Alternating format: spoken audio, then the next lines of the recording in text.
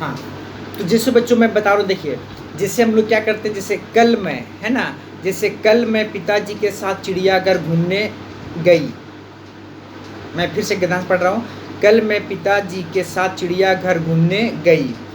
वहाँ मैंने बहुत सारे जानवरों को देखा। वहाँ मैंने बहुत सारे जानवरों को देखा।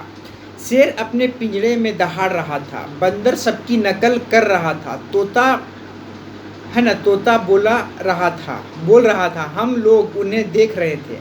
बच्चों, ऊपर में दिए गए वाक्यों में पिताजी, चिड़ियाघर, जानवरों, शेर, बंदर, तोता और क्या हो जाएगा, ये सब सभी क्या है, संज्ञा शब्द है।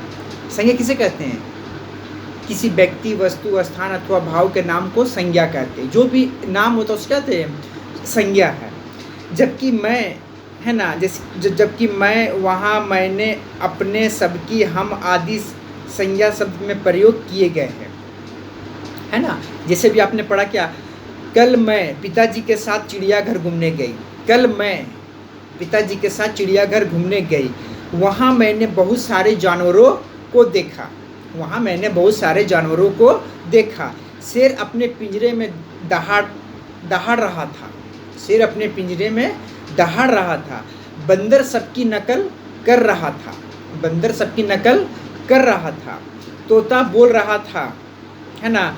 हम लोग उन्हें देख रहे थे। हम लोग उन्हें देख रहे थे। अब देखिए बच्चों, इस गद्यांश में, इस वाक्य में हम लोग को ध्यान देना है। बच्चों, जैसे ऊपर में जो हम लोग वाक्यों में जो हम लोग वाक्य अभी पढ़ के बताएं आपको, उसमें क्या होता है, पिताजी, चिड़ियाघर, जानवरों, बंदर, है ना, शेर, तोता, ये सब क्या है, संज्ञा शब्द है। ये सब क्या है, संज्ञा शब्द है। जबकि क्या होता है, मैं, वहाँ, मैंने, अपने, सबकी, हम आदि शब्द संज्ञा के स्थान पर प्रयोग किए गए हैं। संज्ञा के स्थान पर क्या किए गए हैं, प्रयोग किए गए हैं। ठीक है, इसलिए क्या किया गया, मैंने संज्ञा के स्थान पर प्रयोग किए जाने वाले शब्द को क्या कहते हैं, सर्वनाम कहते हैं। उसी तरह से बच्चों, जो हम पहले आपको जो गद्यांश पढ़ के बताए थे मुकेश के बारे में, मुकेश, है ना, वो भी क्या था, वह, उसके, उसकी, है ना, उसको, उसने, इस शब्दों को क्या हो गया, प्रयोग किया गया। क्योंकि मुकेश क्या है, एक संज्ञा शब्द है। मुकेश क्या है, एक संज्ञा शब्द है। जिस तरह से अभी हम लोग इस वाक्य में जो पढ़ते हैं, क्या होता है, वाक्यों में जो पढ़े क्या, पिताजी, चिड़ियाघर, जानवरों, शेर, बंदर, तोता, ये सब क्या, सभी संज्ञा शब्द है। ठीक है, लेकिन क्या है, जबकि मैं, वहाँ, है ना, अपने, सबकी, हम आदि, ये सब क्या, संज्ञा के स्थान पर क्या हो गया, प्रयोग किया गया है। ठीक है ना, प्रयोग किए गए हैं। इसीलिए सर्वनाम का परिभाषा क्या होता है, संज्ञा के स्थान पर प्रयोग किए जाने वाले शब्द को क्या कहते हैं, सर्वनाम कहते हैं। ठीक है, जैसे मैं, तुम, वह, है ना, वह, उसके, उसकी, है ना, वहाँ, मैंने, ये सब क्या है, सभी सर्वनाम है। ठीक है, अब देखिए बच्चों, सर्वनाम के भेद समझ गए ना। सर्वनाम के कितने भेद होते हैं, सर्वनाम के 6 भेद होते हैं। सर्वनाम के 6 भेद होते हैं। ठीक है, पहला है पुरुषवाचक सर्वनाम। पहला क्या है, पुरुषवाचक सर्वनाम। दूसरा है निश्चयवाचक सर्वनाम। दूसरा क्या है, निश्चयवाचक सर्वनाम। तीसरा है अनिश्चयवाचक सर्वनाम। तीसरा है अनिश्चयवाचक सर्वनाम। चौथा आपका संबंधवाचक सर्वनाम। क्या है, संबंधवाचक सर्वनाम। पांचवा है प्रश्नवाचक सर्वनाम। क्या है, प्रश्नवाचक सर्वनाम। छठा क्या है, निजवाचक सर्वनाम। तो समझ गए बच्चों, सर्वनाम के कितने भेद हैं, 6 भेद हैं।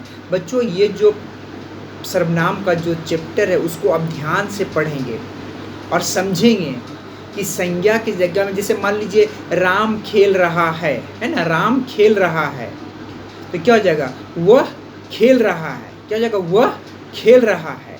ठीक है, अब जैसे मान लीजिए राम और श्याम खेल रहे हैं, राम और श्याम क्रिकेट खेल रहा है। ठीक है, राम और श्याम क्रिकेट खेल रहा है, तो इसका क्या हो जाएगा, राम और श्याम क्रिकेट, क्या हो जाएगा, राम, हाँ, खेल, उसका क्या, उसका सर्वनाम क्या आ जाएगा, इसमें क्या बहुवचन है, तो वे लोग क्रिकेट खेल रहे हैं। वे लोग क्रिकेट खेल रहे हैं।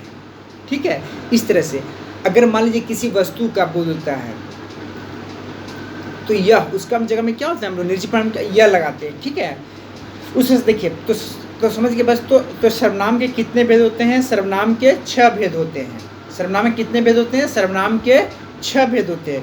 पुरुषवाचक सर्वनाम, निश्चयवाचक सर्वनाम, अनिश्चयवाचक सर्वनाम, संबंधवाचक सर्वनाम, प्रश्नवाचक सर्वनाम और निजवाचक सर्वनाम।